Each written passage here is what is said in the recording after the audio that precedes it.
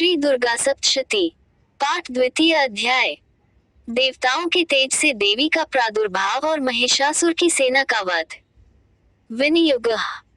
ओम मध्यम चरित्र के विष्णु ऋषि, महालक्ष्मी देवता, उष्णिक छंद, शाकंभरी शक्ति, दुर्गा बीज, वायुवत्व और यजुर्वेद स्वरूप है। श्री महालक्ष्मी की प्रसन्नता के लिए मध्यम चरित्र के पाठ में इसका विनियोग है। ध्यानम। मैं कमल के आसन पर बैठी हुई प्रसन्न मुख वाली महिषासुरमर्दिनी भगवती महालक्ष्मी का भजन करता हूँ, जो अपने हाथों में अक्षमाला, फरसा, गदा, बाण, वज्र, पद्म, धनुष, कुंडिका, दंड, शक्ति, खड्ग, ढाल, शंख, घंटा, मधुपात्र, शूल, पाश और चक्र धारण करती हैं। ऋषि कहते हैं, पूर्व काल में देवताओं और असुरों में पूरे 100 वर्षों तक घोर संग्राम हुआ था। उसमें असुरों का स्वामी महिषासुर था और देवताओं के नायक इंद्र थे। उस युद्ध में देवताओं की सेना महाबली असुरों से परास्त हो गई। संपूर्ण देवताओं को जीतकर महिषासुर इंद्र बन बैठा। तब पराजित देवता प्रजापति ब्रह्मा जी को आगे करके उस स्थान पर गए जहां भगवान शंकर और विष्णु विराजमान थे। देवताओं ने महिषासुर के पराक्रम तथा अपनी पराजय का यथावत वृतांत उन दोनों देवेश्वरों से विस्तार पूर्वक कह सुनाया। वे बोले, भगवान, महिषासुर सूर्य, इंद्र, अग्नि, वायु, चंद्रमा, यम, वरुण तथा अन्य देवताओं के भी अधिकार छीनकर स्वयं ही सबका अधिष्ठाता बना बैठा है। उस दुरात्मा महिष ने समस्त देवताओं को स्वर्ग से निकाल दिया है। अब वे मनुष्यों की भांति पृथ्वी पर विचरते हैं। दैत्यों की यह सारी करतूत हमने आप लोगों से कह सुनाई। अब हम आपकी ही शरण में आए हैं। उसके वध का कोई उपाय सोचिए। इस प्रकार देवताओं के वचन सुनकर भगवान विष्णु और शिव ने दैत्यों पर बड़ा क्रोध किया। उनकी भौहें तन गईं और मुंह टेढ़ा हो गया। तब अत्यंत कोप में भरे हुए चक्रपाणी श्री विष्णु के मुख से एक महान तेज प्रकट हुआ।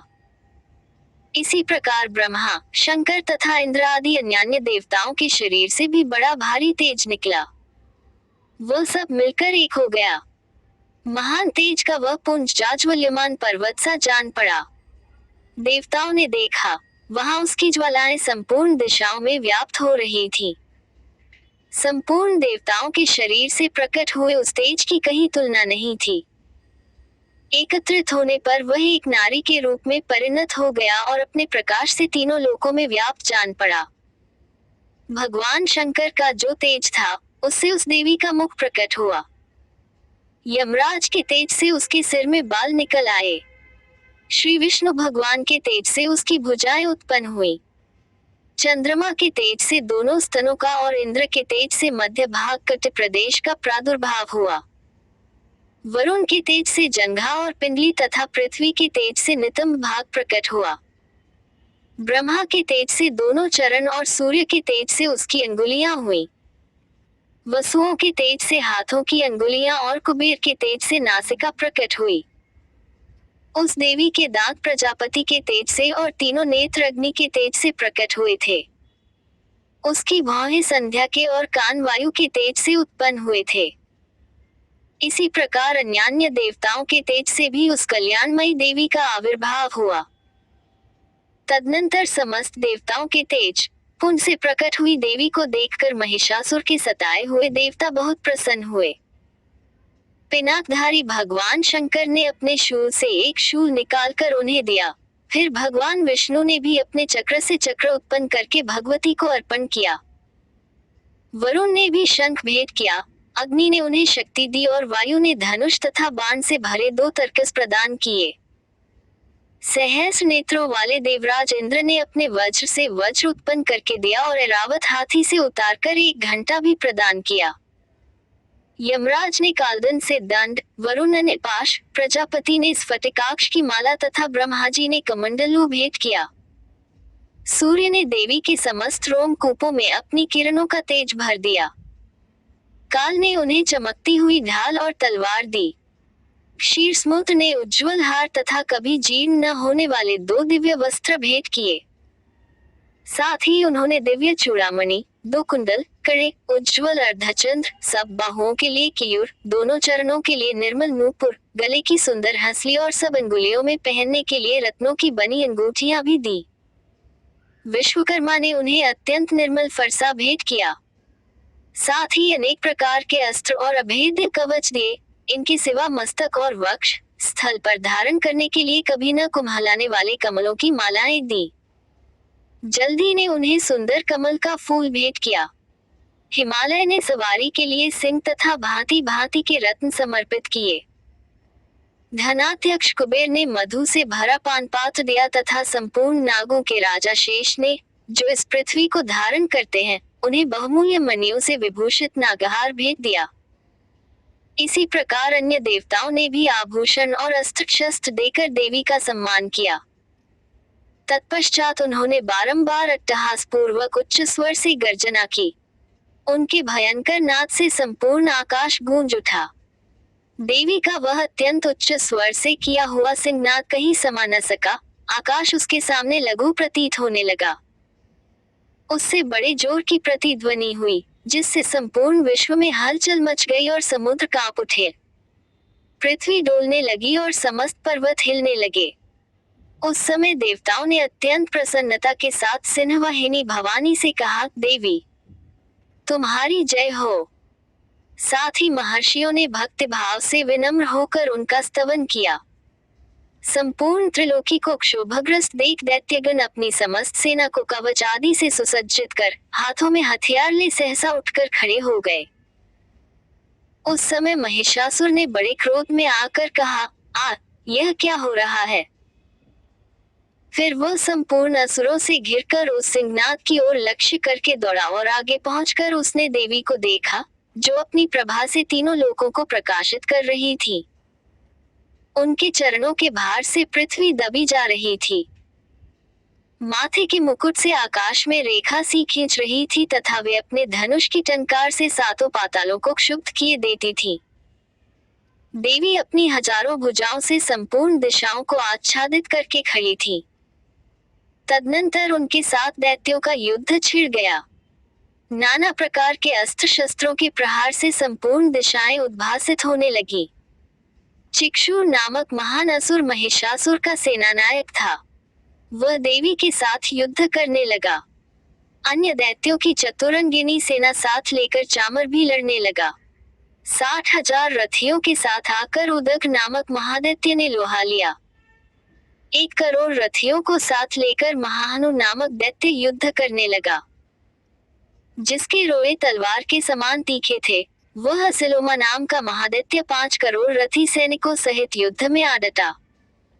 60 लाख रथियों से घिरा हुआ बाष्कल नामक दैत्य भी उस युद्ध भूमि में लड़ने लगा। परिवारित नामक राक्षस हाथी सवार और घुड़सवारों के अनेक दलों तथा 1 करोड़ रथियों की सेना लेकर युद्ध करने लगा। बिडाल नामक दैत्य 5 अरब रथियों से घिरकर लोहा लेने लगा। इनके अतिरिक्त और भी हजारों महादैत्य रथ, हाथी और घोड़ों की सेना साथ लेकर वहां देवी के साथ युद्ध करने लगे। स्वयं महिषासुर उस रणभूमि में कोटि कोटि सहस्त्र रथ, हाथी और घोड़ों की सेना से घिरा हुआ खड़ा था। वे दैत्य देवी के साथ तोमर, भिंदीपाल, शक्ति, मूसल, खड्ग, परशु और पट्टिश आदि अस्त्र शस्त्रों का प्रहार करते हुए युद्ध कर रहे थे। कुछ दैत्यों ने उन पर शक्ति का प्रहार किया, कुछ लोगों ने पाश फेंके तथा कुछ दूसरे दैत्यों ने खड्ग प्रहार करके देवी को मार डालने का उद्योग किया। देवी ने भी क्रोध में भरकर खेल खेल में ही अपने अस्त्र शस्त्रों की वर्षा करके दैत्यों के वे समस्त अस्त्र शस्त्र काट डाले। उनके मुख पर परिश्रम या थकावट का रंच मात्र भी चिन्ह नहीं था। देवता और ऋषि उनकी स्तुति करते थे और वे भगवती परमेश्वरी दैत्यों के शरीरों पर अस्त्र शस्त्रों की वर्षा करती रहीं। देवी का वाहन सिंह भी क्रोध में भरकर गर्दन के बालों को हिलाता हुआ असुरों की सेना में इस प्रकार विचरने लगा, मानो वनों में दावानल फैल रहा हो। रणभूमि में दैत्यों के साथ युद्ध करती हुई अंबिका देवी ने जितने श्वास छोड़े, वे सभी तत्काल सैकड़ों हजारों गणों के रूप में प्रकट हो गए और परशु, भिंदीपाल, खड्ग तथा पट्टिश आदि अस्त्रों द्वारा असुरों का सामना करने लगे। देवी की शक्ति से बड़े हुए वे गण असुरों का नाश करते हुए नगाड़ा और शंख आदि बाजे बजाने लगे। उस संग्राम महोत्सव में कितने ही गण मृदंग बजा रहे थे। तदनंतर देवी ने त्रिशूल से, गदा से, शक्ति की वर्षा से और खड्ग आदि से सैकड़ों महादैत्यों का संहार कर डाला। कितनों को घंटे के भयंकर नाद से मूर्छित करके मार गिराया। बहुतेरे दैत्यों को पाश से बांधकर धरती पर घसीटा। कितने ही दैत्य उनकी तीखी तलवार की मार से दो दो टुकड़े हो गए। कितने ही गदा की चोट से घायल हो धरती पर सो गए। कितने ही मूसल की मार से अत्यंत आहत होकर रक्त वमन करने लगे। कुछ दैत्य शूल से छाती फट जाने के कारण पृथ्वी पर ढेर हो गए। उस रणांगन में बाण समूहों की वृष्टि से कितने ही असुरों की कमर टूट गई। बाज की तरह झपटने वाले देवपीड़ित दैत्यगण अपने प्राणों से हाथ धोने लगे। किन्हीं की बाहें छिन्न भिन्न हो गई, कितनों की गर्दनें कट गईं। कितने ही दैत्यों के मस्तक कट कट कर गिरने लगे। कुछ लोगों के शरीर मध्य भाग में ही विदीर्ण हो गए। कितने ही महादैत्य जांघें कट जाने से पृथ्वी पर गिर पड़े। कितनों को ही देवी ने एक बाह, एक पैर और एक नेत्र वाले करके दो टुकड़ों में चीर डाला। कितने ही दैत्य मस्तक कट जाने पर भी गिरकर फिर उठ जाते और केवल धड़ के ही रूप में अच्छे अच्छे हथियार हाथ में ले देवी के साथ युद्ध करने लगते थे। दूसरे का बंद युद्ध के बाजों की लय पर नाचते थे। कितने ही बिना सिर के धड़ हाथों में खड्ग, शक्ति और रिष्टि लिए दौड़ते थे तथा दूसरे दूसरे महादैत्य ठहरो ठहरो ये कहते हुए देवी को युद्ध के लिए ललकारते थे। जहां वह घोर संग्राम हुआ था, वहां की धरती देवी के गिराए हुए रथ, हाथी, घोड़े और असुरों की लाशों से ऐसी पट गई थी कि वहां चलना फिरना असंभव हो गया था। दैत्यों की सेना में हाथी, घोड़े और असुरों के शरीरों से इतनी अधिक मात्रा में रक्तपात हुआ था कि थोड़ी ही देर में वहां खून की बड़ी बड़ी नदियां बहने लगी। जगदम्बा ने असुरों की विशाल सेना को क्षण भर में नष्ट कर दिया, ठीक उसी तरह जैसे तृण और काठ के भारी ढेर को आग कुछ ही क्षणों में भस्म कर देती है। और वह सिंह भी गर्दन के बालों को हिला हिलाकर जोर जोर से गर्जना करता हुआ दैत्यों के शरीरों से मानो उनके प्राण चुने लेता था। वहां देवी के गणों ने भी उन महादैत्यों के साथ ऐसा युद्ध किया, जिससे आकाश में खड़े हुए देवतागण उन पर बहुत संतुष्ट हुए और फूल बरसाने लगे। इस प्रकार श्री मार्कंडेय पुराण में सावर्णिक मनवंतर की कथा के अंतर्गत देवी महात्म्यों में महिषासुर की सेना का वध नामक दूसरा अध्याय पूरा हुआ। जय मां दुर्गा। जय मां दुर्गा।